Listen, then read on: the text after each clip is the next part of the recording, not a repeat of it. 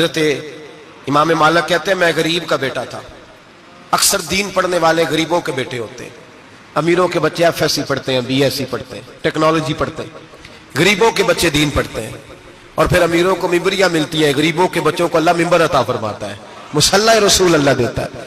حضرت سیدنا امام ابو مالک فرماتے ہیں میں غریب کا بیٹا تھا اور میری 6-7 بہنیں, میں اکیلا بھائی تھا. آپ فرماتے ہیں میرے ابا جی فوت ہو گئے. میری امی پکڑ کے مجھے ایک دھوبی کی دکان پہ لے گئی, کہنے لگی اسے کپڑے دھونے کا طریقہ بتا دے, سلیقہ سمجھا دے, یہ بھی ایک چھوٹی سی لانڈری کی دکان کھول لے گا, میری بیٹیوں کا پیٹ پالے گا. دھوبی کہنے لگا ٹھیک ہے, میں 2-3 درہم بھی دوں گا مہینے کے, اور جب کام سیکھ جائے گا تو تنخواہ بڑھ جائے گا.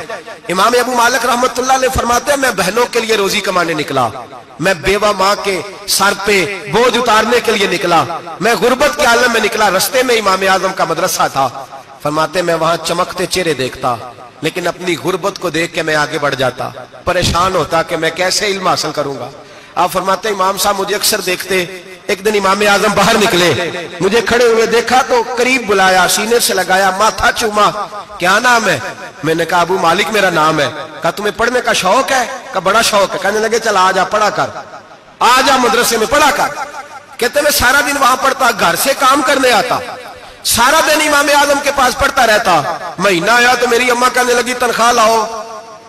میں نے کہا امی جی تنخواہ تو وہ دے گا جو ڈیوٹی پہ جاتا ہو, میں تو پڑھنے جاتا ہوں.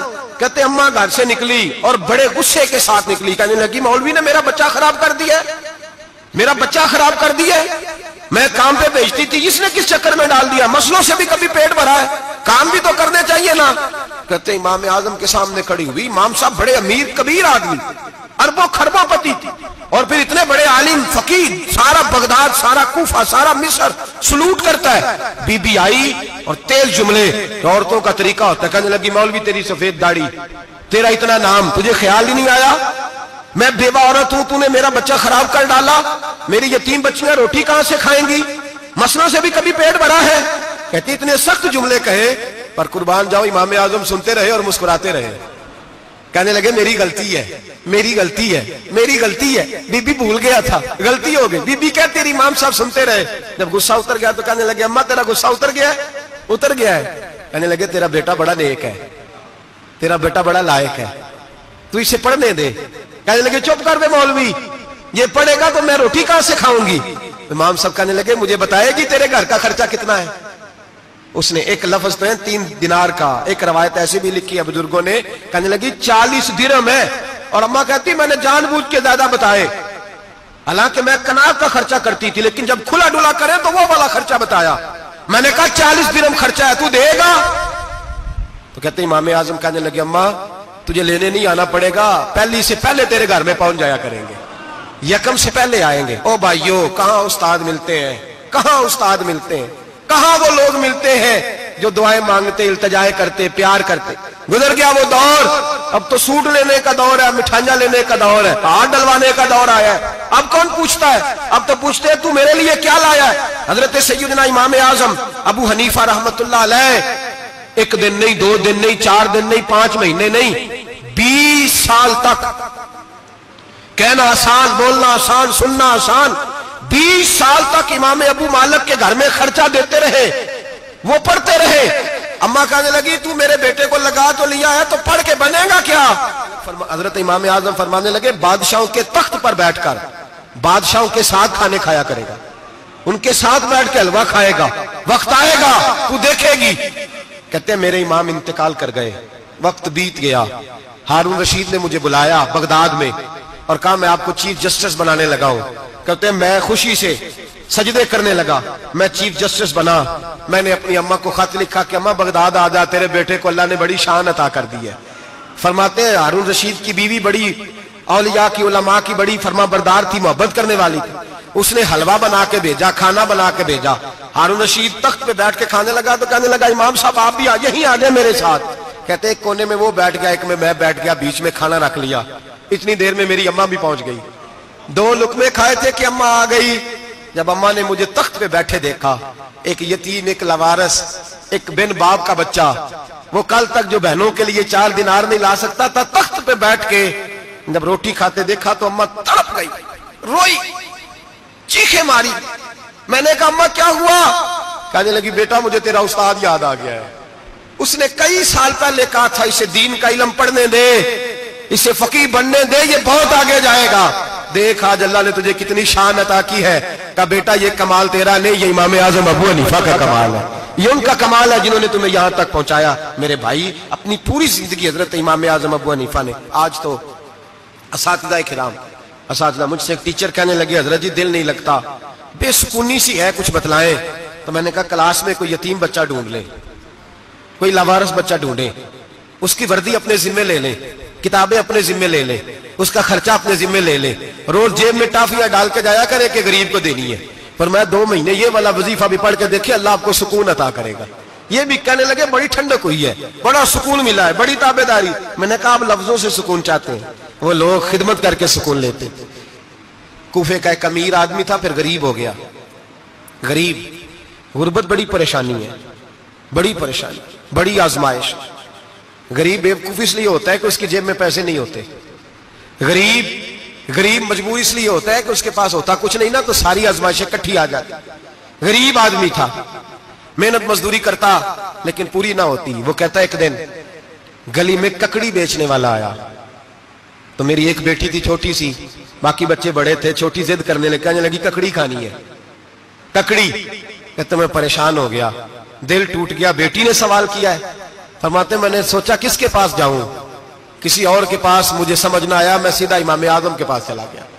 یہ شخص ہے جو مجھے دے گا بھی اور میرا پردہ بھی رکھے گا، مجھے دے گا بھی اور میرا، بولیے، میرا یہ پردہ بھی رکھے گا، یہ رسوا نہیں کرے گا، یہ فوٹو نہیں کھچائے گا، یہ فوٹو کھچا کے پہلے دن فیس بک پہ نہیں لگائے گا کہ میں غریبوں میں تھیلے بانٹ رہا ہوں، یہ اسی وقت اخبار والوں کو نہیں بلائے گا ایک تھیلا اور 6 اخباروں میں تصویریں، یہ اس طرح نہیں خیرات دے گا۔ حضرت امام اعظم کے پاس گیا تو فرماتے رش بہت زیادہ تھا، میں امام صاحب سے بات ہی نہ کر سکا، واپس آ گیا۔ امام صاحب نے بندہ بھیجا، فرمایا پتہ کر یہ بندہ کسی ضرورت کے لیے آیا تھا، رش کی وجہ سے بات نہیں کر پایا۔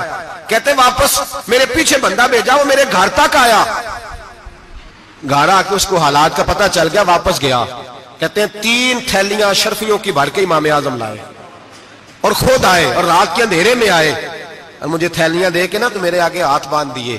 میں نے کہا حضور ہاتھ کیوں باندھتے ہیں؟ آپ فرمانے لگے یار دکھ اس بات کا ہے کہ تو میرا پڑوسی تھا اور تیری غربت کا مجھے پتہ ہی نہیں چلا، تو میرے علاقے کا تھا اور میں نے سوچا ہی نہیں، میرا اپنا تھا مجھے خیال ہی نہیں آیا، فرمایا معاف کر دے، میری شکایت نہ کرنا کہ یہ میری طرف توجہ نہیں کرتا۔ علم بھی تھا، عمل کا نور بھی تھا، تقوی کا حسن بھی تھا، غریب کی مدد کا جذبہ بھی تھا۔ آج لوگوں پر مال کا فتنہ سوار ہوتا ہے، سب پر نہیں لیکن زیادہ لوگوں پر۔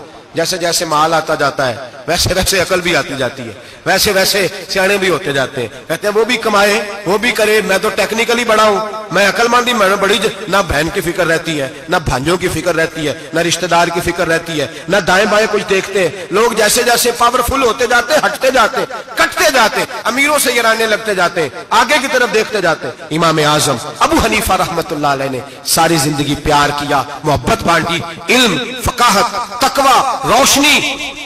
آج لوگوں کو علم ہوتا ہے پر علم کا نور نہیں ہوتا، ہمیں بہت ساری باتوں کا پتہ ہوتا ہے پر وہ باتیں ہمارے لفظوں میں ہوتی ہیں، ہم اس کے حسن سے آگاہ، اور اگر میں یہ کہہ دوں کہ ہمیں ان باتوں پر یقین کامل نہیں ہوتا، کہہ رہے ہوتے ہیں، ہم سمجھتے ہیں، بڑی باتیں کرتے ہیں، لیکن ان باتوں کے پیچھے جو عمل کا جذبہ ہے وہ پھیکا ہوتا ہے۔ امام اعظم ابو حنیفہ رحمۃ اللہ تعالی علیہ جتنے بڑے عالم تھے اتنا ہی بڑا خوف تھا اللہ کا دل میں، اتنا ہی بڑا خوف تھا۔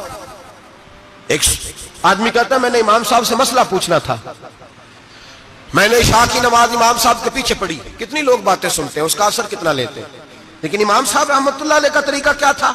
کہتے میں نے امام صاحب کے ساتھ نماز پڑھی مسجد میں، تو قاری صاحب نے قرآن پڑھا، اذا زلزلت الارض زلزالها واخرجت الارض اثقالها، فرماتے ہیں آخری 2 آیتیں پڑھی، فمن يعمل مثقال ذرة خيرا يره ومن يعمل مثقال ذرة شرا يره۔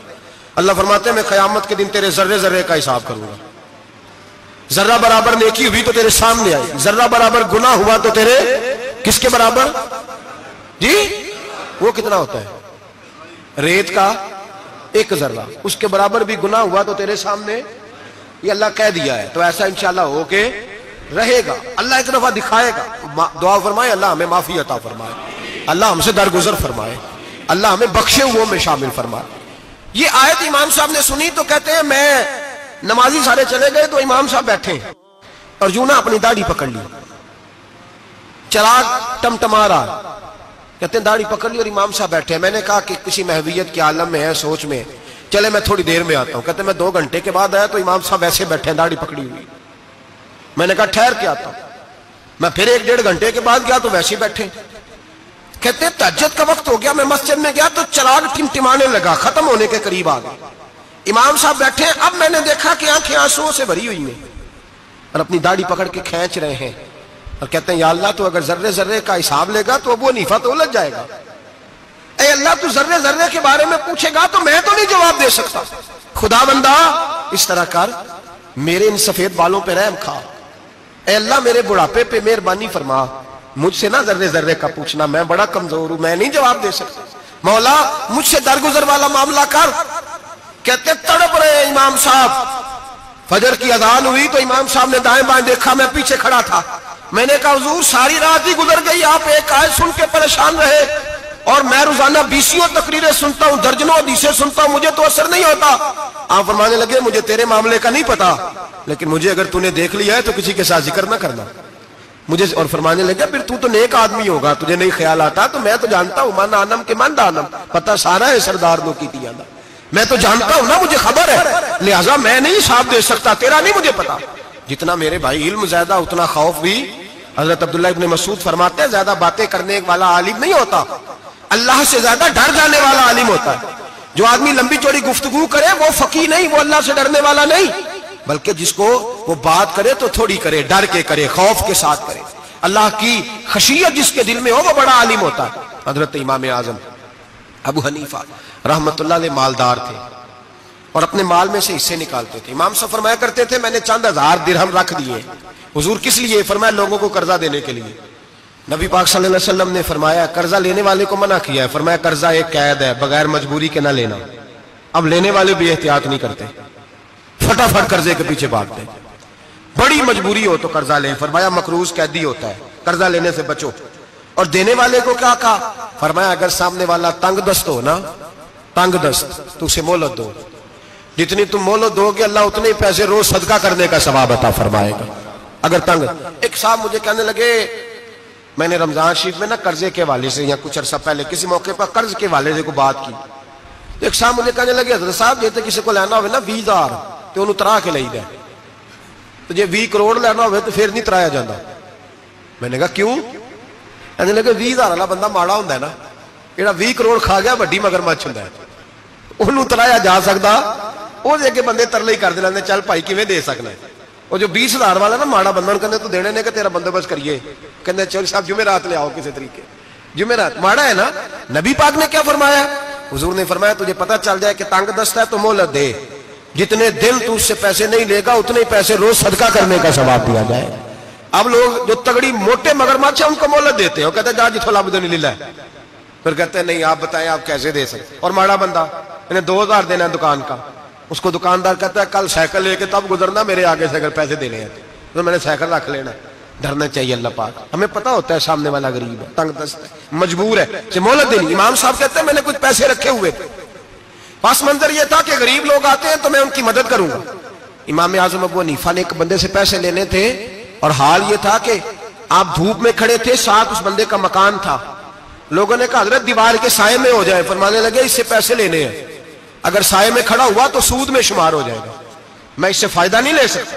ایک بندے سے قرضہ لینا تھا, وہ آپ کو دیکھ کے گلی اور دوسری گلی میں چلا گیا, رستہ بدل گیا اور چھپ گیا. امام صاحب رونے لگے, کہنے لگے اے اللہ میں اتنا برا ہو گیا ہوں کہ تیرے بندے مجھ سے چھپنے لگے, اس کو ڈھونڈ کے لائے, کیوں چھپتا ہے؟ کہا حضور آپ کے پیسے دینے ہیں. آپ نے فرمایا جا میں نے اللہ کی رضا کے لیے معاف کیے, آج کے بعد چھپنا نہ, اس لیے میں نہیں چاہتا کہ تجھے کوفت ہو, تو میری طرف دیکھ کے چھپنے لگا ہے, میری طرف دیکھ کے. غریب تو بھائی گلیوں میں گھستے پھرتے ہیں کہ کوئی بندہ مل نہ جائے. مقروض آدمی پتہ اس وقت چلتا ہے جب خودکشی کر گیا, پتہ اس وقت چلتا ہے, پھر لوگ آتے ہیں اس کے بچوں کو کہتے ہیں فکر نہ کرنا ہم تیرے ساتھ ہیں, تو اس کے ساتھ ہونا تھا, ان کا سایہ بچ جاتا. اب آئے ہو امام اعظم ابو حنیفہ رحمت اللہ تعالیٰ علیہ لوگوں کو سہولت دیتے, آسانی دیتے, پیار کرتے, محبت کرتے. ہم لوگوں کا مزاج ایسا نہیں ہے, ہماری اخلاقیات کے اندر وہ حسن نہیں جو ہمارے بزرگ ہمیں دے کے گئے. اور پھر چھوٹی چھوٹی باتوں میں حقوق العباد کا خیال کرتے, چھوٹی چھوٹی باتوں. ہم تو گالی دے کے بھی کہتے ہیں نا چل کیا ہو گیا, گالی دی ہے نا. میں نے دیکھا ہے سائیکل والے کی ٹکر اگر پجارو والے کے ساتھ ہو جائے تو معافی سائیکل والے نے مانگنی ہے, کیونکہ وہ سائیکل پہ بیٹھا ہے نا. اس کی غلطی یہ ہے کہ وہ سائیکل پہ بیٹھا ہے, معافی سائیکل والے نے مانگنی ہے, پجارو والا نہیں مانگے گا. ہو سکتا ہے سائیکل والا اٹھ کے کہے جناب مجھ سے غلطی ہو گئی, مجھے پتہ ہی نہیں تھا کہ آپ تھے, ورنہ میں آپ کے آگے نہ آتا. سائیکل والا مجبور ہے کیونکہ اس کے پاس پجارو نہیں, اور پجارو والا تو شیشہ نہیں نیچے کرتا, کہتا دھوپ آئے گی, گاڑی بڑی مشکل سے ٹھنڈی کی ہے. نیچے اتر کے ملازم کہتا ہے اس کو پوچھو اگر کوئی 200-400 کا نقصان ہوا تو 500 دے دو. مزاج ہے امام اعظم ابو حنیفہ رحمۃ اللہ علیہ, عالم, حقوق العباد کا چھوٹی چھوٹی.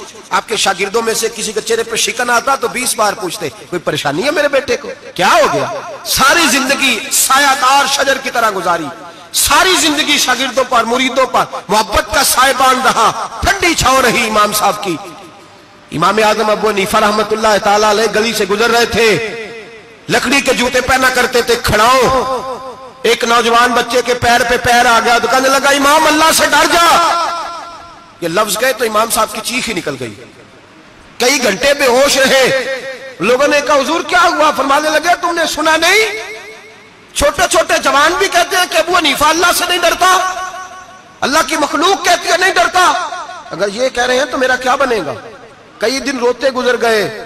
لوگ اس بچے کو لائے, آگے کہنے لگا حضور آپ تو پریشان ہو گئے, میں نے تو محاورتاً کہا تھا, محاورتاً کہا تھا کہ آپ اللہ سے نہیں ڈرتے. فرمانے لگے بیٹے مجھے محاوروں کا نہیں پتا, جب رب کے خوف کا نام آتا ہے تو جملے سیدھے میرے دل سے جا کے ٹکراتے, سیدھے دل سے جا کے ٹکراتے. گلی سے گزر رہے, لکڑی کے جوتے پہنے, کھڑا ہوں, بارش ہے, کیچڑ ہے. ایک دیوار کے قریب سے گزرے تو تھوڑا سا کیچڑ اڑ کے نا تو دیوار پہ پڑ گیا. یہاں ٹرالی والا ساری دیوار توڑ جاتا ہے اور کہتا ہے چلو میں نے کون سا جان بوجھ کے کیا ہے. یہاں لوگوں کا گھر توڑ جاتے ہیں, کہتے ہیں چلو بتاؤ کتنا خرچہ آیا تھا. فوری طور پہ لوگ ماننے کو تیار ہی نہیں. امام صاحب کے پیروں سے, یہ باریکی سمجھے, یہ حقوق العباد کا مسئلہ ہے. جو جاننے والے ہوتے تھے ان کا یہ طرز زندگی تھا. کیچڑ اڑا پیروں سے اور ایک آدمی کی دیوار پہ پڑ گیا. امام صاحب کھڑے ہیں, سوچ رہے کروں تو کیا کروں. شاگرد صاحب حضرت جی کیا پریشانی ہے؟ آپ فرمانے لگے میں نے اس کی دیوار گندی کر دی ہے, صاف نہ کروں تو بھی ظلم ہے, اور اگر صاف کروں تو دیوار کچی ہے. جب صاف کروں گا تو کچھ مٹی اتر جائے گی, تو کسی کے گھر کی مٹی اتارنا یہ بھی ظلم ہے. اب میں دو پریشانیوں میں الجھ گیا ہوں, کدھر جاؤں؟ کہا حضرت جی پھر. فرمایا اس کے دروازے پہ دستک دو. دروازے پہ دستک دی تو جو بندہ باہر آیا وہ مجوسی تھا, آگ کی پوجا کرنے والا تھا. امام صاحب کہنے لگے مجھے جانتے ہو؟ کہنے لگے حضور سارا کوفہ جانتا ہے, سارا بغداد جانتا ہے, ساری دنیا جانتی ہے آپ مسلمانوں کے امام ہیں, لوگ جانتے. آپ نے فرمایا یار مجھ سے غلطی ہو گئی ہے. وہ کیا؟ آپ فرمانے لگے میں اپنے انداز میں گزر رہا تھا, بوڑھا آدمی ہوں, خیال نہیں آیا, تھوڑا کیچڑ اڑ کے تیری دیوار پہ لگ گیا ہے. میرے بھائی یہ کوئی فرشتے تھوڑی تھے, یہی زمین پہ بسنے والے لوگ تھے, احتیاط والے لوگ تھے.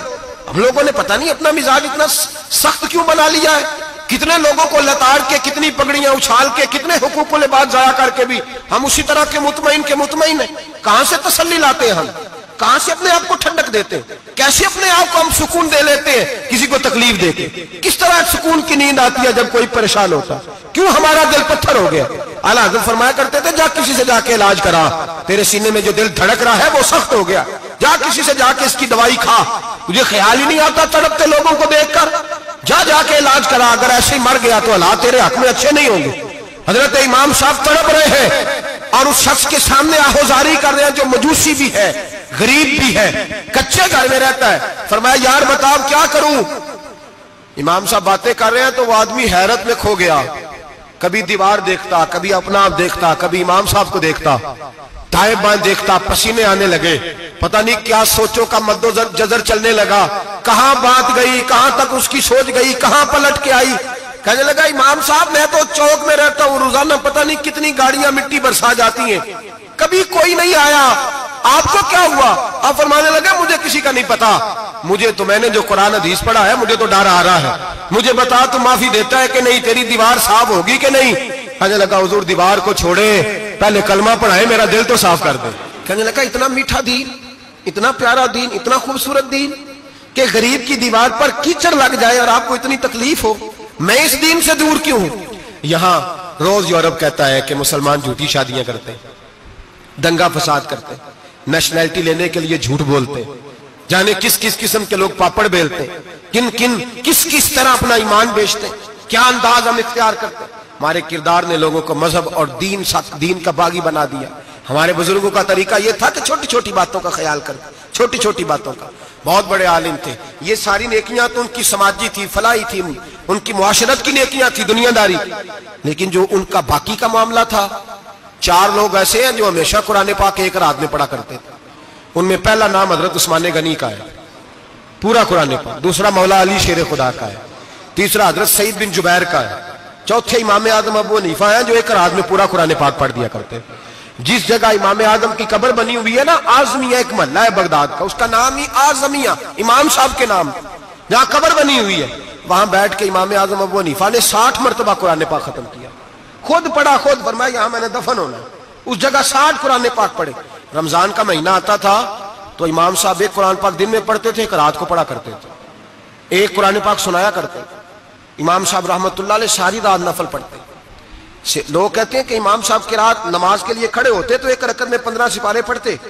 तो लोग कहते थे ये अबू हनीफा नहीं, ये तो किसी ने पिलर खड़ा कर दिया, ये तो कोई सुतून है, रुकू ही नहीं करता, पूरे 15 सिपारे। यहां तो अभी तरावियां आएंगी, लोग पहले से कहने लग गए बड़ी गर्मियों के रोजे, बड़ी गर्मियों के रोजे। और आ तो लेने दे भाई, पहुंच तो लेने दे रमजान शरीफ को।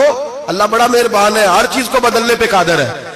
पहले से लोग तैयारी कर रहे हैं, मस्जिदें ढूंढेंगे जहाँ एसी अच्छा हो, कुरान जल्दी पढ़ा जाए, ढूंढ ढूंढ के। इमाम साहब रहमतुल्लाह ताला अलैह, और मैं अक्सर कहा करता हूं, मैं कहता हूं तू तरावी में खड़ा नहीं होता, पासपोर्ट के दफ्तर खड़ा हो जाता है 2 घंटे, शनाख्ती कार्ड के दफ्तर तू 3 घंटे खड़ा हो लेता है। ये तेरा जुल्म है अपनी जात के साथ कि तुझे कुरान के लिए खड़ा नहीं हुआ जाता, दुनियादारी के लिए खड़ा। वो प्रोजेक्टर कराने जाए तो चाहे तुझे 4 घंटे लाइन में खड़ा होना पड़े, वहां तू खड़ा हो लेता है। अल्लाह से डर, अपनी थोड़ी सी दुनियादारी के लिए सारा कुछ कर लेता है। हजरत इमाम साहब रहमतुल्लाह ताला अलैह तकवा और तहारत के पहाड़ 55 हज किए इमाम आजम ने। कितने? 55 हज फरमाए। आज एक मुशक्कत वाला काम है, जद्दोजहद वाला काम है। जवान भी थक जाते हैं, कहते हैं बड़ा मुश्किल है जी, और ये जितना मर्जी आसान हो गया कयामत तक इसने मुश्किल ही रहना है, इसलिए कि ये एक मुजाहिदा है। 55 हज किए। आखिरी हज पे गए तो काबे के मुजावर को कहने लगे जरा खोल नहीं देते काबे का दरवाजा, मेरा अंदर जाने को दिल करता है। उसने दरवाजा खोला, अंदर गए तो कहने लगे खुदाया, 2 जुमले कहे, कहने लगे अल्लाह जितना तूने माल दिया था मैं उतना शुक्र नहीं अदा कर सका, और जितना तूने इल्म दिया था मैं उतना अमल नहीं कर सका, अब बूढ़ा हो गया हूं, मेहरबानी करना मुझसे दरगुजर वाला मामला कर। और अल्लाह अगर तू मुझे बता दे कि तू राजी या नाराज है तो मैं जरा सुकून से मर जाऊं। कहते हैं काबे की दीवारों से आवाज आने लगी, अबू हनीफा तेरा रब तुझसे बड़ा राजी है। दाता गंज बख्श अली अजमेरी जैसा बाबा 1000 साल पहले लिख के गए कश्फुल माजूद में, दाता साहब ने लिखा है 1000 साल पहले कश्फुल माजूद में। दाता साहब फरमाते हैं मैं हजरत बिलाल की कब्र पे हाजिरी देने गया, यानी 1000 साल पहले के मुसलमान भी कब्रों पे मज़ारों पे जाया करते थे। दाता साहब लिखते, कहते हैं मुल्क के शाम में हजरत बिलाल अबशी की कब्र पे हाजिरी देने गया, मैं कब्र पे हाजिरी दे के तो साथ लेट गया, मेरी आंख लग गई, मुझे ख्वाब में नबी पाक का दीदार नसीब हुआ। गोया हाजिरी हजरत बिलाल की, और बरकत यह कि वहां मुझे मुस्तफा का दीदार नसीब हो रहा है।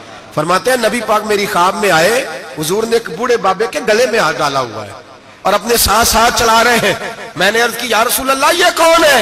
तो नबी पाक ने फरमाया ये तेरा इमाम आजम अबू हनीफा है। फरमाते हैं मुझे समझ आ गई कि इमाम आजम भटक इसलिए नहीं सकते कि उन्हें रसूल पाक ने सारा अता फरमाया है, वो भय किस लिए नहीं सकते कि नबी पाक ने उन्हें सहारा दिया। दाता गंज बख्श अली अजमेरी रहमतुल्लाह ताला अलैह फरमाते हैं कि इमाम साहब रहमतुल्लाह ताला अलैह बहुत बड़ी शख्सियत। इमाम आजम का पैगाम क्या है? उन्होंने फिका बनाई, दीन फैलाया, जितनी भी मैंने बातें सुनाई सारा पैगाम एक पैगाम है इमाम साहब। इमाम साहब रहमतुल्लाह ताला अलैह फरमाते हैं कि दीन पर अमल करने वालों को भी किसी अच्छी सोबत की जरूरत होती है। अमल करने वाले को आप फरमाते कई दफा अमल करने वाले का अमल भी टूट जाता है, इस्तकामत नहीं रहती। फरमाते अच्छी सोबतें तलाश करो, उनके पास बैठा करो, वरना हो सकता है जो अमल तुम कर रहे हो उसमें कमी आ जाए। जितना नेक लोगों से राब्ता ज्यादा रहता है इंसान का दीन पर अमल ज्यादा रहता है, जितना नेक लोगों से पीछे हटता है उतना दीन से।